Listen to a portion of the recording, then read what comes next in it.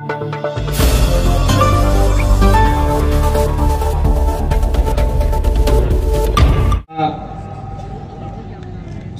उमेदवारांची निशाणी gas cylinder आहे, तेव्हा गॅस सिलेंडर समोरचं बटन दाबून आपण यांना विजयी या ठिकाणी करायचा आहे।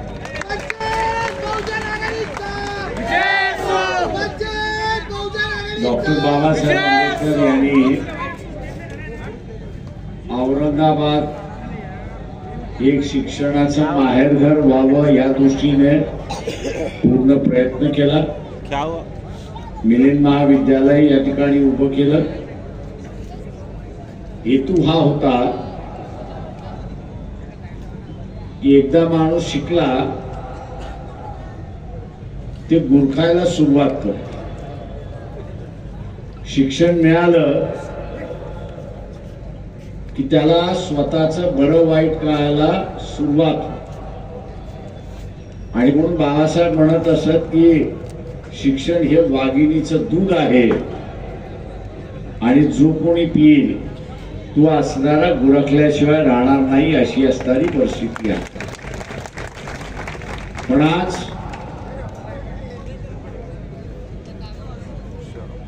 एक वेगळं संकट या ठिकाणी आलेलं आहे, हे आपण लक्षात घ्या। एक वेगळं संकट आलेलं आहे। ओबीसीवरती सुद्धा तेच संकट आलेलं आहे, एससी एसटी वरती सुद्धा तेच संकट आलेलं आहे। आणि मुस्लिम समूह ज्यांना 5% आरक्षण सुप्रीम कोर्टाने मान्य केलेलं आहे ते लागू करा म्हणून अशी मागणी मागतात आहे। ही परिस्थिती आहे। आज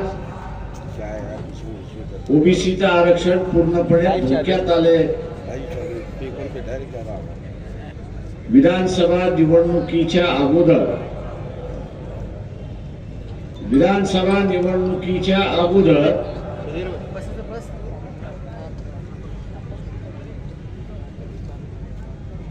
विधानसभा निवडणुकीच्या अगोदर एक 7-8 दिवस सुप्रीम कोर्टाचा निर्णय आला। त्या निर्णयामध्ये सुप्रीम कोर्टाने असं म्हटलं की ग्रामपंचायत असेल, पंचायत समिती असेल, जिल्हा परिषद असेल, नगरपालिका असेल, महानगरपालिका असेल, या ठिकाणी ओबीसीची जनसंख्या किती, ओबीसीची जनसंख्या किती ही माहित नाही। शासनाने आमच्या समोर ती काही सादर केली। आम्ही शासनाला अनेक वेळा विचारलं पण शासनाकडून उत्तर मिळालं नाही। आणि म्हणून सरसकट 27% आरक्षण देणं हे कायद्याला धरून नाही। आणि म्हणून त्यांनी महाराष्ट्र शासनाला आदेश दिला की आपल्याला असणारा स्थानिक स्वराज्य संस्थेतल्या निवडणुका घ्यायच्या आहेत त्या आपण निश्चितपणे घ्या, पण घेत असताना ओबीसीना आरक्षण राहणार नाही हे आपण असताना लक्षात ठेवा। जे ओबीसीचं आरक्षण त्यांनी स्थगिती केलंय।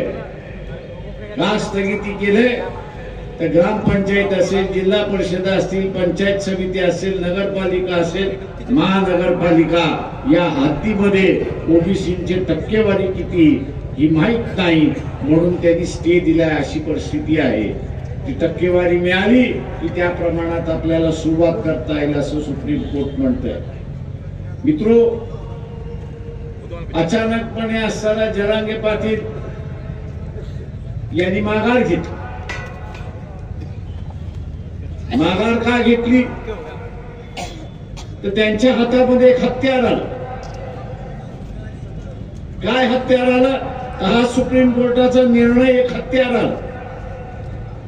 उद्याची विधानसभा संपेल, नवीन सभागृह स्थापन होईल आणि नवीन सभागृह स्थापन झालं की त्या सभागृहामध्ये पुन्हा एक ठराव मांडला जाईल, हे आपण लक्षात घ्या। त्या ठरावाचा आशय हा आहे आणि राहणार आहे की सुप्रीम कोर्टाने जनगणना झाल्याशिवाय स्थानिक स्वराज्याच्या निवडणुका मान्य होणार नाही, आरक्षण मान्य होणार नाही आणि म्हणून जनगणनेचा ठराव हे सभागृह करते। पण हे सभागृह ठराव करत असताना हेही नमूद करते की सुप्रीम कोर्टाने ओबीसीची टक्केवारी किती ही माहित नसल्यामुळे त्यांनी स्थगिती दिलेली आहे। त्याच पद्धतीने हे सभागृह ओबीसीचं शैक्षणिक आणि नोकऱ्यातलं आरक्षण यालाही स्थगिती आदेश देते। आकडेवारी आली, डेटा आला की मग आपण त्याला लागू करू अशी असणारी परिस्थिती। मित्रो, ओबीसीचं आरक्षण संपवण्याची प्रक्रिया सुरुवात झाली। मी तमाम ओबीसीना आवाहन करतो की भर पावसामध्ये वंचित बहुजन आघाडीने आरक्षण धरून यात्रा काढली नसती तर अनेक गावं पेटली असती अशी परिस्थिती, अनेक गावं पेटली, ओबीसींची घरं जळाली। 77-78 साली नामांतराच्या वेळेस काय झालं ते मी पाहिलेलं आहे, अनुभवलेलं आहे, बघितलेलं आहे। ते पुन्हा होऊ नये म्हणून आपण असणारा भर पावसामध्ये यात्रा काढून इथलं वातावरण नुसतं शांत केलं नाही तर ओबीसीना एक दिलासा दिला की आम्ही वंचित बहुजन आघाडी हा आपल्या पाठीशी ठामपणे उभा। आज आपण बघत असाल की भारतीय जनता पक्षाचं नवीन स्लोगन निघालं, बटेंगे तो कटेंगे। अरे बाबा, बटेंगे कोण ते तर पहिल्यांदा सांग। इतकी वाटती झाली, इतकी वाटती झाली है, बटना बन चुका है। एक तरफ ओबीसी है और दूसरी तरफ मराठा है। वाटती झाली, ओबीसी म्हणतो मी मराठ्याला मतदान देणार नाही आणि मराठा म्हणतो मी ओबीसीला मतदान देणार नाही। वाटणी तर झाली, बटेंगे तो पूरा हो गया। त्याला हातभार कोणी लावला तर भारतीय जनता पक्षाने हातभार लावला, त्याला हातभार कोणी लावला तर काँग्रेसने हातभार लावला, त्याला हातभार कोणी लावला तर शरद पवारांनी त्याला हातभार लावला। मी त्या ओबीसीला विचारतो, तुम्हाला आरक्षण पाहिजे की नको आहे? आरक्षण पाहिजे असेल तर वंचित बहुजन आघाडीला मतदान करा, हे आवाहन मी आपल्या सगळ्यांना या ठिकाणी करतो।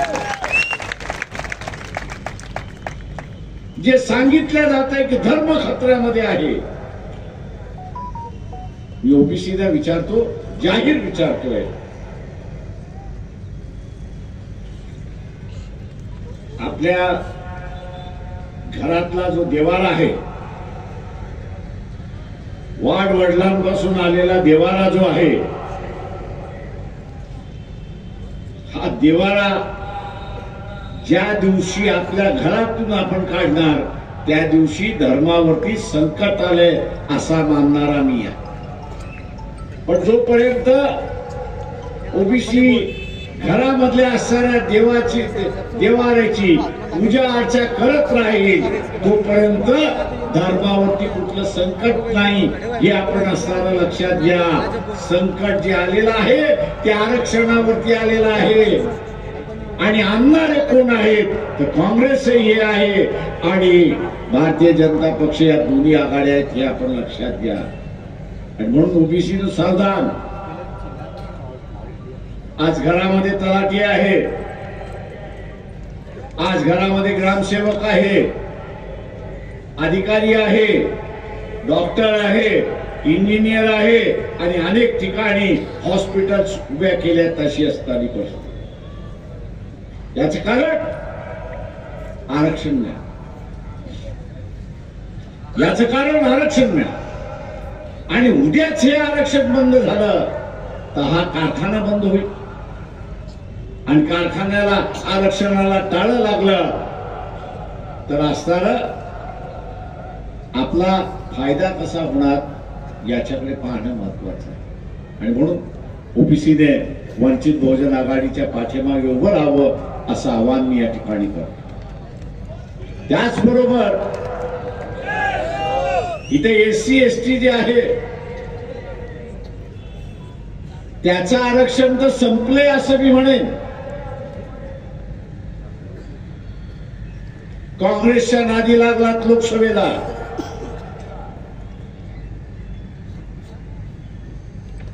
आणि सुप्रीम कोर्टाचा निर्णय आला। काय निर्णय आला की एससी एसटी मध्ये वर्गीकरण झालं पाहिजे आणि वर्गीकरणाबरोबरच क्रीमी लेयर सुद्धा लागू झालं पाहिजे।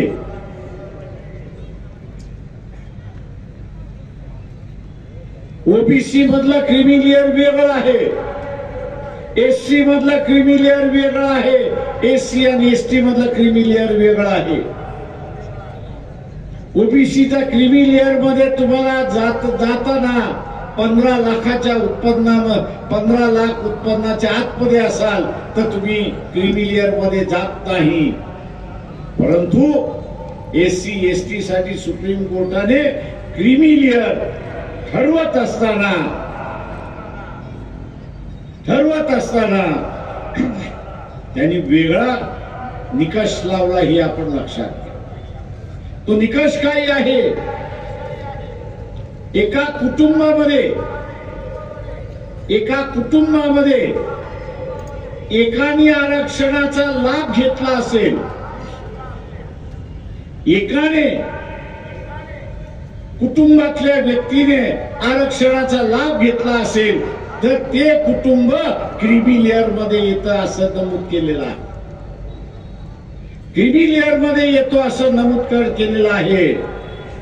आणि म्हणून ज्यांनी फायदा घेतलाय, आरक्षणाचा लाभ घेतलाय, तो क्रीमी लेयर मध्ये गेलाय हे आपल्याला मान्य आहे का? पहिल्यांदा असताना मला सांगा। ज्याला मान्य आहे त्यांनी हात वरती करावं, ज्याला मान्य नाही त्यांनी आता हात वरती करा। वेळ होत आलेला याची मला जाणीव आहे। मी आपल्या सगळ्यांना सरळ आवाहन करतोय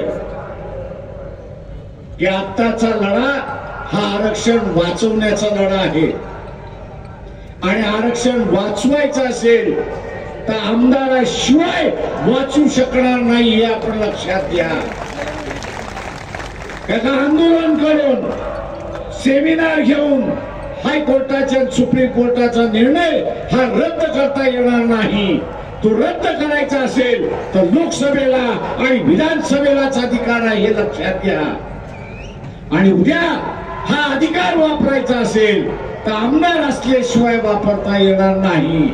आणि म्हणून इथल्या फुले शाहू आंबेडकरी मतदाराने, ओबीसीच्या मतदाराने गॅस सिलेंडरचं बटन दाबून आपण या सगळ्या उमेदवारांना प्रचंड मताने विजयी करा हे आवाहन करतो आणि आपली रजा घेतो। जय भीम, जय भारत।